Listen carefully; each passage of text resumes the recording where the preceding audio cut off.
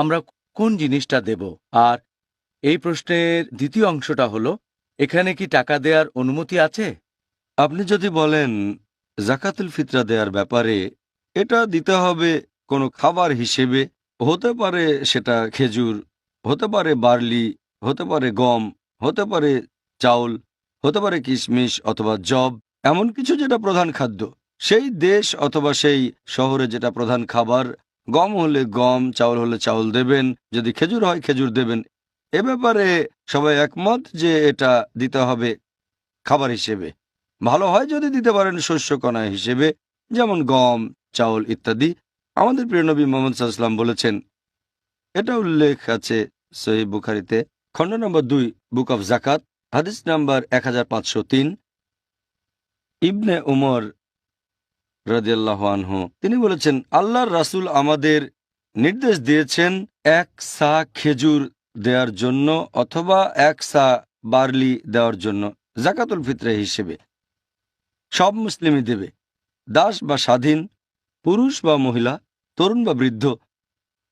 আর এটা দিতে হবে ঈদ উল ফিতরের নামাজের আগে। আরও একটা হাদিস আছে সহিহ বুখারীতে, খণ্ড নম্বর 2, বুক অব জাকাত, হাদিস নম্বর 1510। বর্ণনাকারী আবু সাইদ আল খুদরি, যে মোহাম্মদ সাল্লাল্লাহু আলাইহি সাল্লামের সময়ে আমরা একসা খাবার দান করতাম জাকাতুল ফিতরা হিসেবে। আমাদের খাবারগুলো তখন হতো বার্লি, তারপর থাকতো কিশমিশ, সাথে পনির আর খেজুর। এসব খাবারের নাম হাদিসে বলা হয়েছে। এছাড়াও আর একটা সহিহ হাদিস আছে, ইবনে খুজাইমা, হাদিস নাম্বার 2417। ইবনে আব্বাস রাদিয়াল্লাহু আনহু বলেছেন যে রমজান মাসের সদকা মানে জাকাতুল ফিতরা হচ্ছে এক সা। যদি কেউ গম দিয়ে থাকে সেটা গ্রহণ করা হবে, কেউ খেজুর দিলে সেটা গ্রহণ করা হবে, কেউ কিশমিশ দিলেও গ্রহণ করা হবে। এইসব খাবারের কথা হাদিসে বলা হয়েছে। তবে এক কথায় আমরা বুঝতে পারছি এটা হবে খাবার। ভালো হয় যদি শস্যকণা হিসেবে দেন। আর এই প্রশ্নটার ব্যাপারে যদি বলতে হয় যে এখানে টাকা দেয়া যেতে পারে কি না, এ ব্যাপারে সবাই একমত যে এটা হবে খাবার। অন্য কিছু দিতে পারবেন না, টাকা দিতে পারবেন না, গরিব মানুষকে জামা কাপড় দিতে পারবেন না অথবা কোনো ফার্নিচার। এমনিতে দান করতে চাইলে আপনি এগুলো দিতে পারেন, তবে যদি জাকাতুল ফিতরা হিসেবে দিতে চান তাহলে খাবার হিসেবেই সেটা দিতে হবে। আর স্পষ্ট করে হাদিসে বলা হয়েছে, এই হাদিসটা আমি আগেও বলেছি, যে দিতে হবে ঈদ উল ফিতরের নামাজের আগে। এর কারণ হচ্ছে যাতে গরিব মানুষেরা সেদিন খাবার খেতে পারে। টাকা দিলেও হয়তো অন্যভাবে খরচ হয়ে যাবে, তাই এটা দিতে হবে খাবার হিসেবে, যাতে করে এই বিশেষ দিনে তার পেট ভর্তি থাকে, খাবার নিয়ে কোনো চিন্তা করতে না হয়। তাই সবাই একমত যে জাকাতুল ফিতরা দিতে হবে খাবার হিসেবে।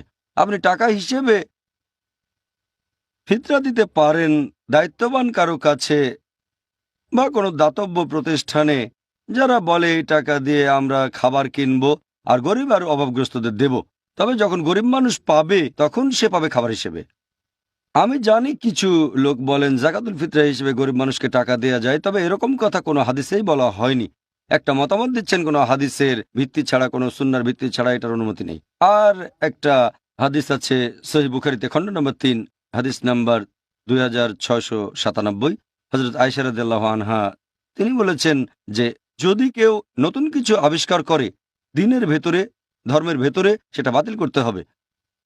আরও একটা হাদিস আছে সহিহ মুসলিমে, খণ্ড নম্বর 3, হাদিস নাম্বার 4267।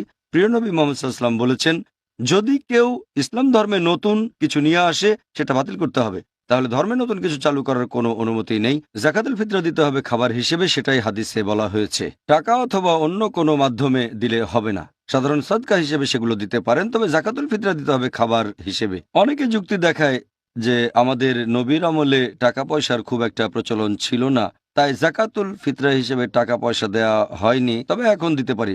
এরা একটা জিনিস বুঝতে পারে না যে আমাদের নবীর আমলে আর সাহাবীগণের আমলে মুদ্রা ছিল দিরহাম, তারপর দিনার ছিল, টাকা ছিল। তখন হয়তো কাগজের নোট ছিল না, কিন্তু টাকা তো ছিল।